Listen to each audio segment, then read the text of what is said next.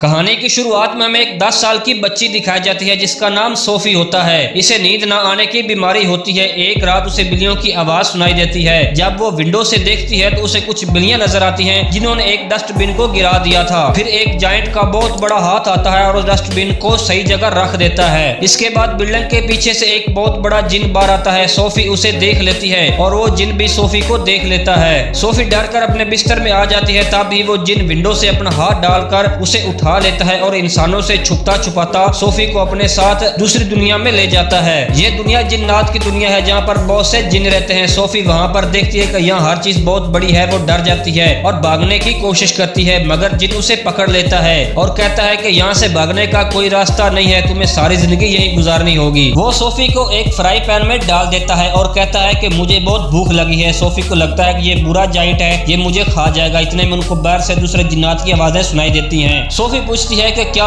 यहाँ पर और जिन्नात भी रहते हैं, जिस पर बूढ़ा जिन बताता है कि हाँ यहाँ पर और जिन्नात भी रहते हैं, वो बहुत बुरे हैं और इंसानों को कच्चा खा जाते हैं। ये सुनकर सोफी उससे पूछती है कि क्या तुम भी मुझे खा जाओगे, जिस पर वो कहता है कि नहीं, मैं वेजिटेरियन जिन हूँ, मैं इंसानों को नहीं खाता, मैं सिर्फ सब्जियां खाता हूँ। जिस पर सोफी उससे पूछती है कि अगर तुमने मुझे खाना नहीं था तुम मुझे पकड़ कर क्यों लाए हो। बूढ़ा जिन कहता है कि तुमने मुझे देख लिया था और तुम बाकी इंसानों को मेरा बता देती, वो मेरा पीछा करते करते यहाँ आ जाते और मुझ समेत सारे जिन्नों को मार देते। फिर वो जाइंट एक बैग से कुछ बोतलें निकालता है जिसमें कोई चीज चमक रही होती है। सोफी के पूछने पर वो बताता है कि ये ड्रीम्स हैं, जिस पर सोफी कहती है कि ये मेरे किस काम के, क्योंकि मुझे तो नींद ही नहीं आती। फिर वो जिन एक किताब निकाल कर पढ़ने लगता है जिस पर कहानियां लिखी होती हैं और सोफी उन कहानियों को सुनकर सो जाती है। फिर वो जिन बोतल में से एक ड्रीम निकालता है और सोफी के दिमाग में डाल देता है। सोफी जाग जाती है। जब वो देखती है कि जिन सोया हुआ है वो उसके सोए होने का फायदा उठाकर भागने लगती है, मगर बाहर जाकर उसे एक बहुत बड़ा जिन पकड़ लेता है जो बूढ़े जिन से काफी बड़ा था। सोफी उससे कहती है कि मुझे ना खाओ, लेकिन वो सोफी को निकल लेता है। जिसके बाद सोफी की आंख खुल जाती है क्योंकि वो एक ख्वाब देख रही थी। जागने के बाद वो जिन से कहती है कि मुझे पता है कि तुमने ही ऐसा किया है, मगर आइंदा से ऐसा ना करना, ये सपना बहुत ही डरावना था। जिस पर वो जिन कहता है कि मैंने ऐसा सपना तुम्हें इसलिए दिखाया ताकि तुम डर जाओ और तुम्हें पता चल जाए कि यहाँ पर और भी जिन हैं और वो मुझसे बहुत बड़े हैं, मैं उनसे छोटा भी हूँ और बूढ़ा भी हूँ। अभी वो बातें कर ही रहे थे कि दरवाजे से एक बहुत बड़ा जिन अंदर आता है। वो बूढ़े जिन से पूछता है कि बोने तुम किससे बातें कर रहे थे, मुझे यहाँ से इंसानी खुशबू आ रही है। क्योंकि बूढ़ा जिन उन सब में से छोटा होता है इसलिए वो उसे सारे बोना कहते हैं। फिर वो सोफी को ढूंढने के लिए चीजों को इधर उधर फेंकने लगता है, मगर सोफी उस सब्जी में छुप जाती है जिसे बूढ़ा जिन खाने वाला था। वो बड़ा जिन इस सब्जी में से इंसानी खुशबू पहचान लेता है और सब्जी को उठाकर खाने वाला होता है कि बूढ़ा जिन उससे कहता है कि तुम तो वेजिटेरियन हो, तुम इस सब्जी को कैसे खा सकते हो। ये सुनकर वो जिन सब्जी को नीचे रखकर चला जाता है। इस तरह सोफी की जान बच जाती है। फिर वो बूढ़ा जिन बाहर जाने लगता है। सोफी उससे पूछती है, काफी पूछने पर वो बताता है कि मैं ड्रीम ट्री से ड्रीम्स लेने जा रहा हूँ। सोफी कहती है कि मुझे भी अपने साथ ले चलो, मगर बूढ़ा जिन कहता है कि मैं तुम्हें साथ नहीं ले जा सकता, क्योंकि जो जिन बाहर सो रहे हैं अगर वो जागे और तुम्हें उन्होंने देख लिया तो वो कच्चा खा जाएंगे। मगर सोफी काफी फोर्स करती है जिस पर वो उसे साथ लेकर बाहर चला जाता है। वो बाहर जाकर देखते हैं सारे जिन सो रहे हैं। वो जैसे ही उनके दरमियान में से गुजरने लगते हैं वो जाग जाते हैं और वो बूढ़े जिन को पकड़कर तंग करने लगते हैं। वो उससे कहते हैं कि बोने तुम कहाँ जा रहे हो, हम तुम इंसानों के दरमियान नहीं जाने देंगे, क्योंकि तुम इंसानों को हमें मारने के लिए यहाँ ले आओगे। इसी दौरान सोफी मौका का फायदा उठाकर एक कार में छुप जाती है।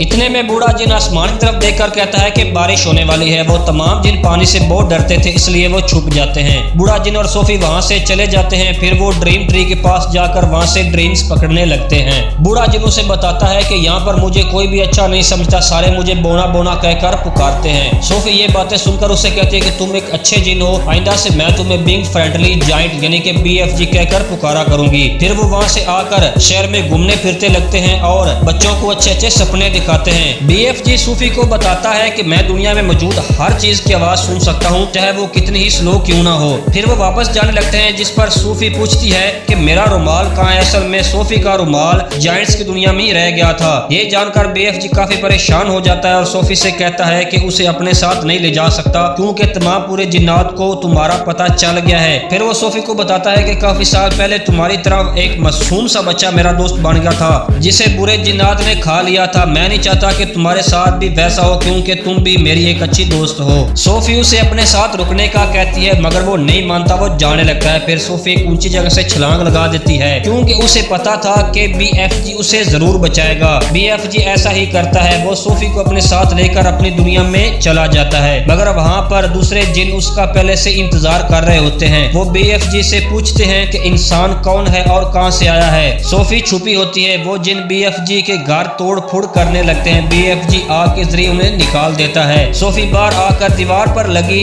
मलका की तस्वीर देखती है, उसे देखकर उसे एक आइडिया आता है। सोफी BFG से कहती है कि तुम्हें एक ड्रीम बनाना होगा, उस ड्रीम में हम दोनों को भी डाल देना ताकि जब हम मलका के सामने जाएं तो वो हमें पहचान ले, और इस ड्रीम में जिन्नात और खोए हुए बच्चों को भी डाल देना ताकि मलका को लगे कि जितने भी बच्चे गायब होते हैं वो सारे यही जिन गायब करते हैं और उन्हें खा जाते हैं। BFG ऐसा ही करता है और एक ड्रीम तैयार करता है। वो मलका के महल के पास जाकर उसके ख्वाब में वही ड्रीम डाल देते हैं, वो उसे वही दिखाते हैं जो वो दिखाना चाहते थे। मलका ख्वाब देखकर डर जाती है क्योंकि ये एक डरावना ड्रीम था। मलका अपनी नुकरानी को ख्वाब सुनाती है, इतने में खिड़की से सोफी भी आ जाती है। मलका उसे पहचान लेती है क्योंकि उसने उसे पहले ख्वाब में देखा होता है। सोफी मलका को अपने दोस्त BFG के बारे में बताती है और मलका से वादा लेती है कि वो BFG को कुछ नहीं कहेगी। इतने में BFG भी वहाँ आ जाता है। मलका अपने वादे के मुताबिक उन दोनों का अच्छा वेलकम करती है और उनके लिए दावत का अरेंज भी करती है। सोफी और BFG मलका को सारी बात बता देते हैं और मलका भी उनकी मदद करने के लिए तैयार हो जाती है।